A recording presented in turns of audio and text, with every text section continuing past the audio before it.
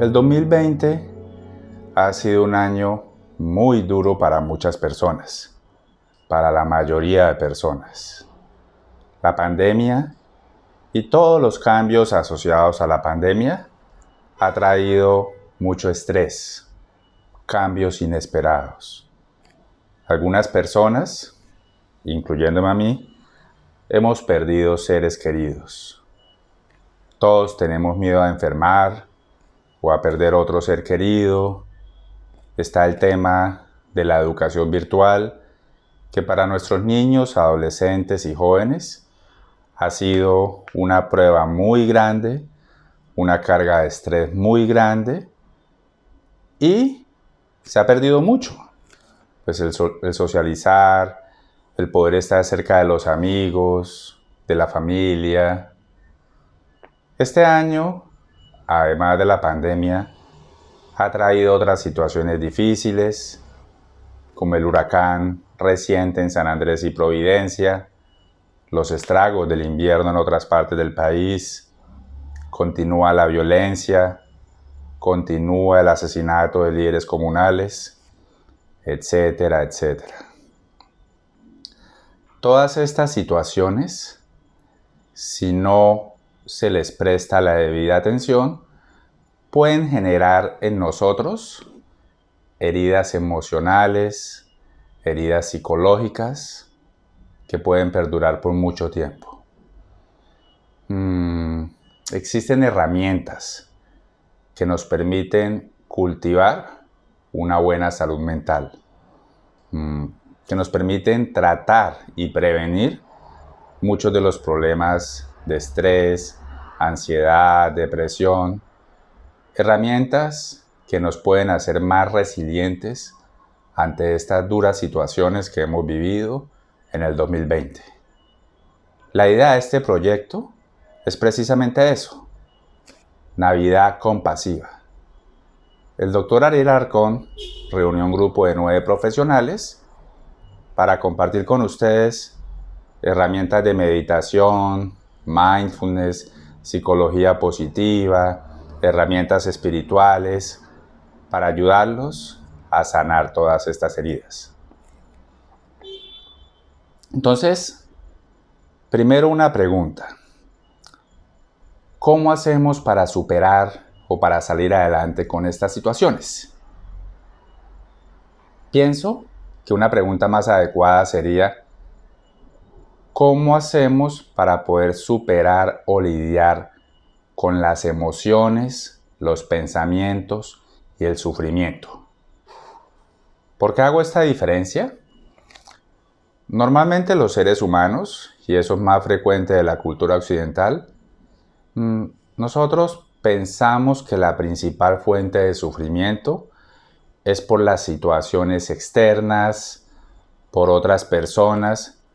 Bueno, y en parte es cierto. Obviamente todas estas situaciones asociadas a la pandemia, por supuesto que sí son una fuente de sufrimiento, pero lo que uno muchas veces ignora o no es tan consciente es que realmente la principal fuente de sufrimiento de los seres humanos es interna.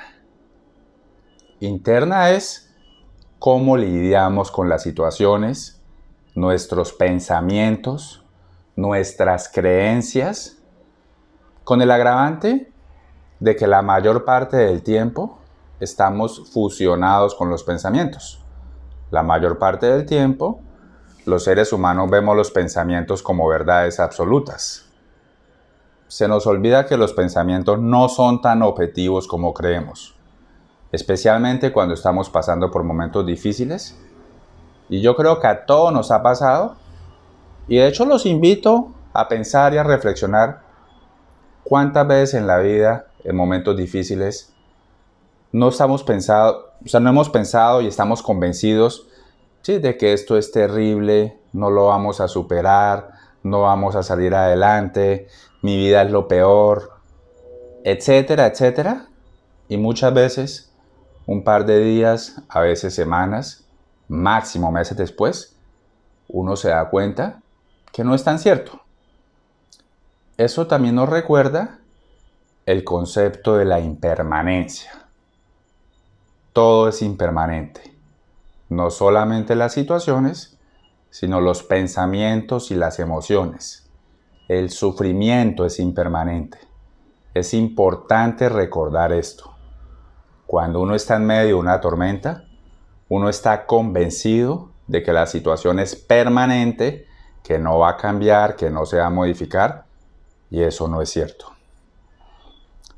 Otra fuente de sufrimiento interno está en cómo nos relacionamos con nosotros mismos. Es muy frecuente que los seres humanos tengamos una tendencia marcada a juzgarnos, a criticarnos, a juzgar la experiencia, a juzgar todo. Y realmente eso no va a cambiar las situaciones, y eso lo único que hace es alimentar los sentimientos de culpa, de desesperanza, de minusvalía. Y como decía anteriormente, con el agravante de que al estar fusionados con los pensamientos, vemos los pensamientos como una verdad absoluta. La mayor parte del tiempo somos los actores o las actrices principales de la película que está narrando nuestra mente. Con herramientas como el mindfulness, podemos convertirnos en espectadores en vez de ser actor o actriz principal. Podemos aprender a observar nuestros pensamientos, nuestras emociones, sin quedar atrapados en ellos, sin identificarnos con ellos. Otra fuente de sufrimiento, esta suena rara, es cómo nos relacionamos con el mismo sufrimiento. Cuando yo digo sufrimiento, metan ahí el estrés, la tristeza, la ansiedad, la rabia, la narración constante de la mente. Entonces, ¿cómo es nuestra relación con el sufrimiento? La mayor parte del tiempo ni siquiera nos relacionamos. Es decir, estamos fusionados con la mente, que es sinónimo de estar en piloto automático, es sinónimo de identificarnos con nuestros pensamientos y emociones, o es sinónimo de ser actor o actriz principal de la película que narra la mente. Y ahí podemos durar horas. Con el mindfulness podemos aprender a tomar distancia. No es dejar de pensar, no es dejar de sentir, es ser consciente que estamos pensando y que son pensamientos, que estamos sintiendo y que son emociones. Y tampoco es cambiar lo que estoy pensando o lo que estoy sintiendo. No, es aprender a observar, pero con una actitud amable, neutra, de no juzgar. Vuelvo a la relación con el sufrimiento. Primero, ni nos relacionamos. Segundo, muchas veces tenemos una pésima relación con el sufrimiento. Es decir, cuando aparece la tristeza, la angustia, la ansiedad, nos asustamos, nos incomodamos con su presencia, tratamos de rechazarla, de alejarla, de matarnos la cabeza tratando de entender cosas. Y eso lo que hace es generar más estrés, más dolor y más sufrimiento. Y a veces es todo lo contrario. A veces cuando aparecen cosas agradables, tenemos la tendencia a aferrarnos, a no soltarlas, a no dejarlas ir. Otra fuente de sufrimiento. Entonces yo les insisto, ha sido un año muy duro para todos. Muchos hemos tenido pérdidas muy grandes. Es normal que esto nos genere sentimientos de tristeza, rabia, miedo, ansiedad, pensamientos. Pero podemos cambiar la manera como nos relacionamos con nuestras propias emociones y pensamientos. Quiero compartir con ustedes una poesía del poeta Rumi que resalta este concepto que les menciono de la importancia de ser consciente de cómo es mi relación con el sufrimiento y la importancia de cultivar una buena relación. Antes de leer la poesía, la mente es como una casa de huéspedes. Tenemos todo tipo de invitados. Algunos invitados son agradables, la alegría, el placer, una buena noticia, un buen recuerdo. Muchos invitados son desagradables, la tristeza, la rabia, la ansiedad, el miedo, la culpa. Nosotros tenemos la tendencia a abrirle la puerta a los invitados agradables, a aferrarnos a ellos, a tratar de no dejarlos ir y viceversa. Cuando llegan estos huéspedes o estos invitados desagradables, tenemos la tendencia a cerrarles la puerta. Y la mala noticia es que de todas maneras van a entrar. Es imposible cerrarle la puerta a estos invitados. Entre más les cierre la puerta, lo que va a suceder es que van a coger rabia, van a entrar tumbándome la puerta, van a causar estragos en mi casa, se van a quedar más tiempo y va a generar más sufrimiento. Entonces Rumi en esta poesía nos invita a abrirle la puerta a todos los huéspedes, independientemente de que sean agradables, desagradables, neutros, a tratar de darles el mismo trato amable, compasivo, sin juzgar a todos estos huéspedes. Entonces voy a compartir con ustedes la poesía. La casa de huéspedes. El ser humano es una casa de huéspedes. Cada mañana, un nuevo recién llegado. Una alegría, una tristeza, una maldad. Cierta conciencia momentánea llega, como un visitante inesperado. Dales la bienvenida y recíbelos a todos. Incluso si fueran una muchedumbre de lamentos que vacían tu casa con violencia, aún así, trata a cada huésped con honor. Puede estar creándote el espacio para un nuevo deleite. Al pensamiento oscuro, a la vergüenza, a la malicia.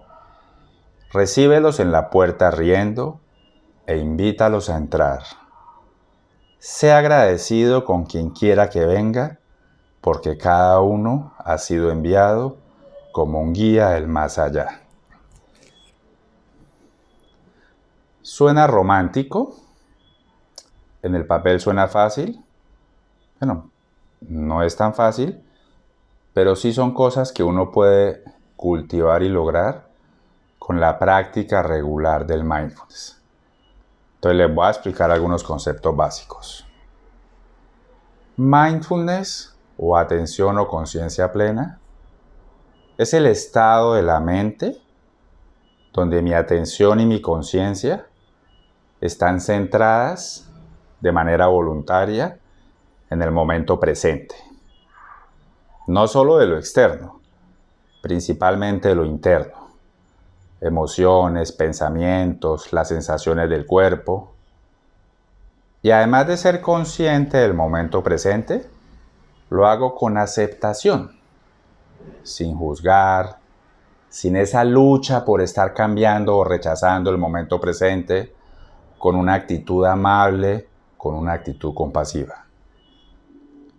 Y este estado de la mente se puede cultivar con prácticas formales e informales de mindfulness.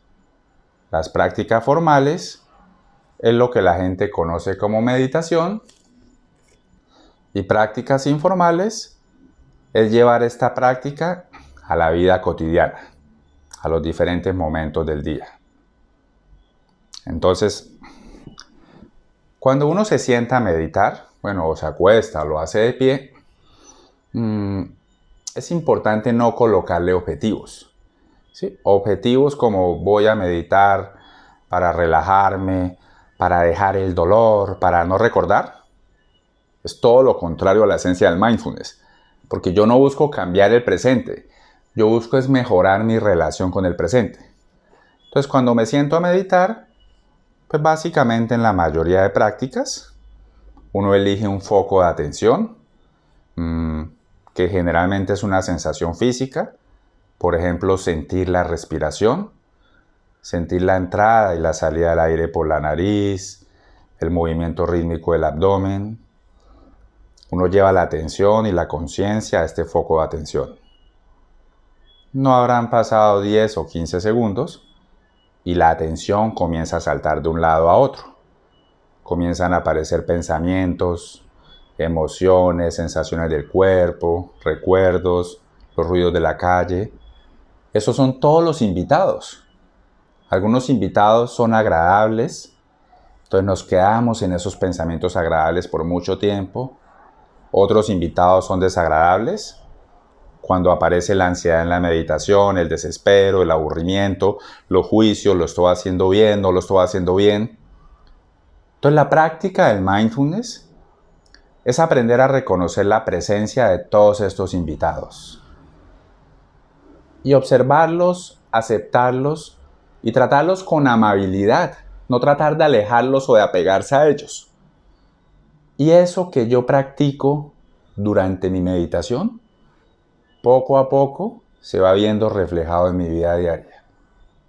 Eso me va ayudando poco a poco a ser más consciente de mis emociones, mis pensamientos, mis heridas y aprender a observarlas, reconocerlas, crearles un espacio amable, compasivo, que es el mindfulness. Entonces los invitamos con este tipo de prácticas a hacer algo por sanar sus heridas. Las situaciones del pasado no las podemos cambiar. Situaciones del presente hay muchas que no dependen de nosotros. La pandemia va a seguir. Los cambios van a seguir. Todos vamos a tener pérdidas a lo largo de la vida. Todos vamos a estar expuestos al sufrimiento a lo largo de la vida. Pero podemos, con herramientas y prácticas como el mindfulness, cultivar una relación más amable, más consciente, más compasiva con el momento presente, con nuestras emociones, con nuestros pensamientos, con nuestros seres queridos, con nuestro planeta y con el mundo. Muchas gracias. A continuación, para profundizar en este tipo de prácticas, las invitamos a realizar una práctica de meditación que se llama meditación de la montaña.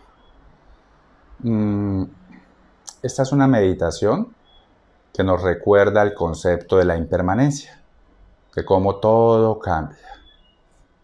Pero con prácticas como el mindfulness, a pesar de estos cambios, yo puedo permanecer firme, sólido y estable como una montaña. Muchas gracias.